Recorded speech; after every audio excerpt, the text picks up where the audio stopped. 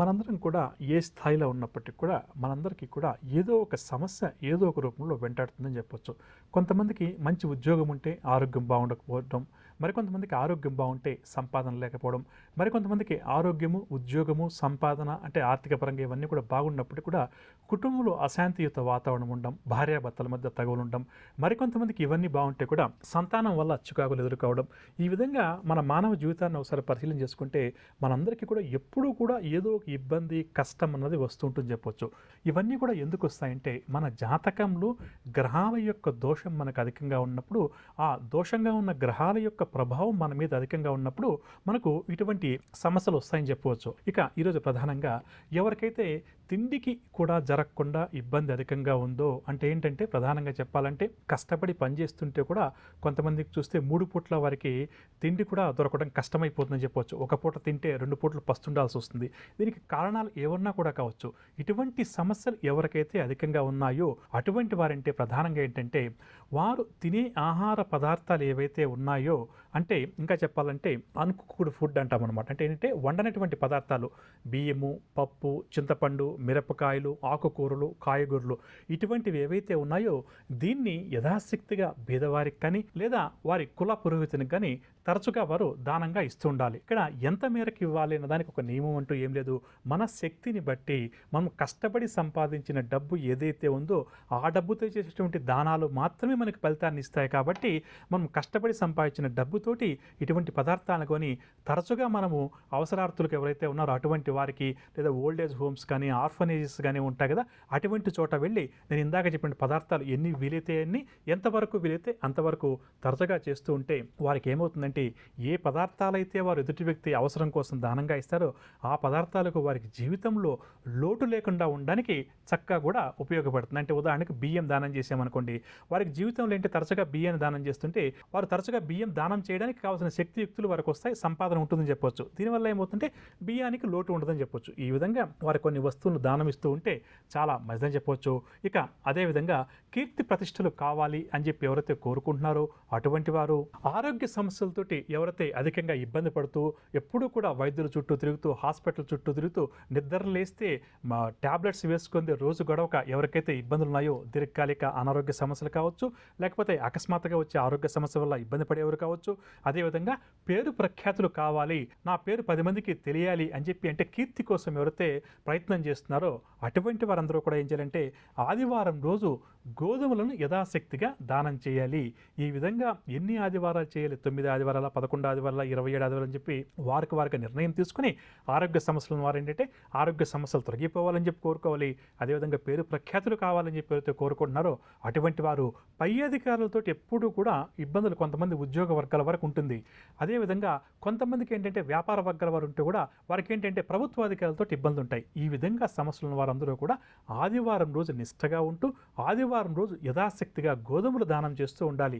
ఈ విధంగా చేస్తూ ఉంటే ఇందాక దానం ఎవరికి ఇవ్వాలంటే వాళ్ళ కుల పురోహితునికి ఇవ్వచ్చు, బీదవారికి ఇవ్వచ్చు, లేకపోతే ఏదన్నా ఆర్ఫనేజ్ ఇటువంటి ఉంటుంది కదా అటువంటి చోటన్నా కూడా దానం చేయవచ్చు. మనం నేటి కార్యక్రమంలో కొంతవరకు మనకున్నటువంటి సమస్యలను బట్టి ఏ పదార్థాలను, వస్తువులను మనం ఏ రోజు దానం ఇవ్వాలి అన్న అంశాలు తెలుసుకున్నాం. ఎందుకంటే జాతక చక్రం లేనప్పుడు మనకు సమస్యలు అన్నవి ఏదో రూపంలో ఉన్నప్పుడు మనందరం కూడా ఏంటంటే ఆ సమస్య నుంచి బయటపడే ప్రయత్నం చేస్తున్నాం.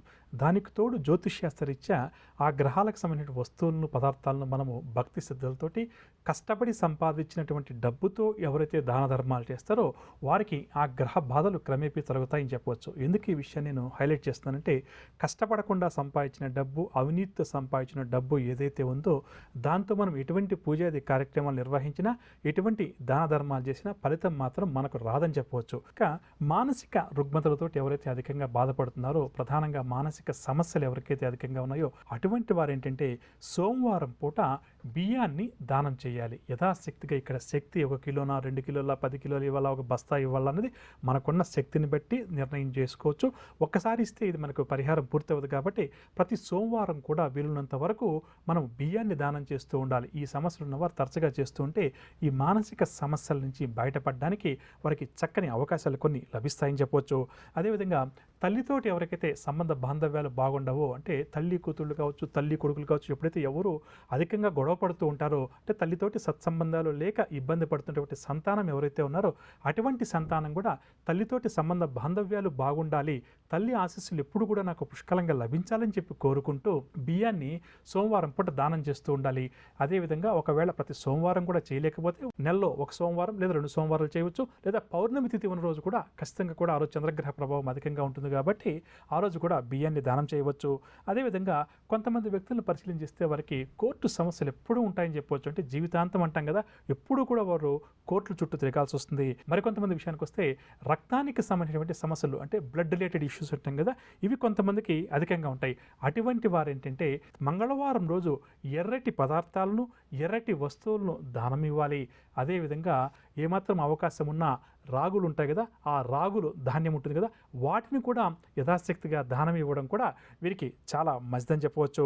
కాబట్టి ఇలా ఒక 9 మంగళవారాలు కానీ 18 మంగళవారాలు కానీ లేదా నెలలో 1-2 మంగళవారాలు కానీ ఈ విధంగా ఏర్పాటు చేసుకుని ఎర్రటి పదార్థాలు, ఎర్రటి వస్తువులను, అదేవిధంగా రాగులు దానం చేయడం చాలా మంచిదని చెప్పవచ్చు.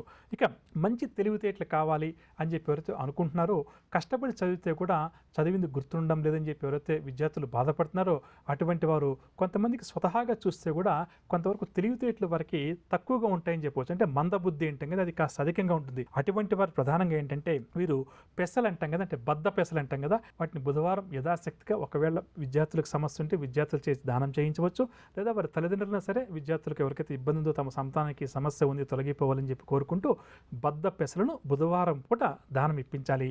ఒకవేళ ఇవన్నీ కూడా దానం పుచ్చుకోవడానికి ఎవరు లేరండి, ఏం చేయాలని చెప్పి అనుకున్నప్పుడు బీదవారికి ఇవ్వచ్చు, ఎక్కడన్నా కూడా అనాథాశ్రమాలు ఉంటే అక్కడ ఇవ్వచ్చు, లేకపోతే గోమాతకు ఆహారంగా కూడా ఖచ్చితంగా కూడా బుధవారం పూట పెట్టవచ్చు. అదేవిధంగా ఎప్పుడు కూడా అనారోగ్య సమస్యలతో ఎవరైతే బాధపడుతూ ఇబ్బంది పడుతున్నారో అటువంటి వారు పాటించాల్సిన ఒక చక్కటి పరిహారం ఏంటంటే శనగ పప్పు ఉంటుంది కదా, ఆ శనగ పప్పును గురువారం రోజు ఎవరన్నా గుళ్ళో ఉన్నటువంటి పూజారికి, ప్రధానంగా దత్తాత్రేయ స్వామి వారి యొక్క ఆరాధించే వారికి కానీ సాయిబాబా రాఘవేంద్ర స్వామి వారిని ఆరాధించేటువంటి పూజారి ఎవరైతే ఉంటారో వారికి శనగ పప్పును దానం చేయాలి. అది కూడా గురువారం రోజు చేయాలి. ఈ విధంగా చేయడం వల్ల ప్రధానంగా అనారోగ్య సమస్యలు ఏవైతే ఉన్నాయో వాటి నుంచి బయటపడడానికి చక్కగా మంచి మార్గాలు వారికి ఏర్పడతాయని చెప్పవచ్చు. ఇక అదేవిధంగా ఎవరైతే ఉద్యోగం చేస్తూ ఆ ఉద్యోగంలో సరైన సమయానికి జీతం పెరక్క, ప్రమోషన్స్ రాక ఇబ్బంది పడుతున్నారో, అంటే వారి జీవితం ఉద్యోగ జీవితం ఎక్కడ వేసిన గొంగళి అక్కడే ఉంటుంది చూసారా, ఆ విధంగా ఉంటుందో అటువంటి వారు తరచుగా వాహన ప్రమాదాలకు ఎవరైతే గురవుతున్నారో అటువంటి వారు ఏంటంటే శనివారం పూట నల్ల నువ్వులను దానం ఇవ్వాలి. ఇది బ్రాహ్మణుడికి కానీ లేదా బీదవారికి కానీ ఇవ్వడం చాలా మంచిది. నల్ల నువ్వులను శనివారం పూట దానం ఇవ్వాలి. ఈ విధంగా చేస్తే ఈ ప్రమాదాలను బారిన పడకుండా ఉండడానికి, ఉద్యోగంలో ఎదుగుదల లేకుండా ఎవరైతే ఉన్నారో అటువంటి వారికి ఈ సమస్యలు తొలగిపోవడానికి, వారి ఉద్యోగ జీవితం బాగుండడానికి, యాక్సిడెంట్స్ బారిన పడకుండా ఉండడానికి ఈ పరిహారం చక్కగా కూడా ఉపయోగపడుతుందని చెప్పవచ్చు. అదేవిధంగా కొన్ని సందర్భాల్లో మనకు బాగా అనారోగ్య సమస్యలు, బాగా ఆర్థిక సమస్యలు ఇట్లా ప్రతి అనుకున్నప్పుడు బాగా ఎక్కువగా ఏదైతే ఉంటుందో ఉద్యోగుల సమస్యలు ఒకటైతే బాగా సమస్యలు ఎక్కువగా ఉండడం, ఆరోగ్య సమస్యలు ఒక ఎత్తు అయితే బాగా ఆరోగ్య సమస్యలు ఉండడం, అంటే ఈ విధంగా సమస్యలు తీవ్రంగా ఎవరికైతే అధికంగా ఉన్నాయో అటువంటి వారి ఏంటంటే బంగారాన్ని కానీ వెండిని కానీ యథాశక్తిగా దానం చేస్తే ఈ తీవ్రంగా ఉన్న సమస్యలు ఏవైతే ఉన్నాయో అది ఎటువంటి సమస్య అయినా కూడా కావచ్చు వాటి నుంచి విముక్తి లభిస్తుంది. కానీ వారు దానం చేసేటప్పుడు జాతక చక్రంలో గురువు వారికి మంచి స్థానంలో ఉన్నప్పుడు, చంద్రుడు మంచి స్థానంలో ఉన్నప్పుడు బంగారాన్ని అదేవిధంగా వెండిని వారు దానం చేయకూడదు. ఈ విషయం వారికి జాతక చక్రం ఉంటే పరిశీలన చేసుకుని చేయవచ్చు. ఈ విధంగా చేయడం వల్ల ఏమవుతుందంటే ఈ తీవ్రమైన సమస్య, జటిలమైన సమస్యలు ఏవైతే ఉన్నాయో వాటి నుంచి మనకు క్రమేపీ కూడా విముక్తి లభిస్తుంది. ఆ సమస్య యొక్క తీవ్రత క్రమేపీ కూడా తగ్గుతుందని చెప్పవచ్చు.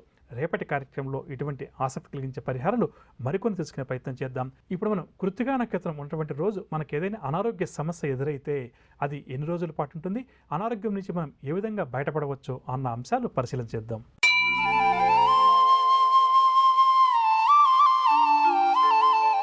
కృత్తికా నక్షత్రం ఉన్నటువంటి రోజుల్లో మనకి ఏదైనా ఒక అనారోగ్య సమస్య అంటూ ప్రారంభమవుతే అది కనీసం 2 రోజుల నుంచి మనకు 2 నెలల దాకా ఆ సమస్య యొక్క తీవ్రత అధికంగా ఉంటుందని చెప్పొచ్చు.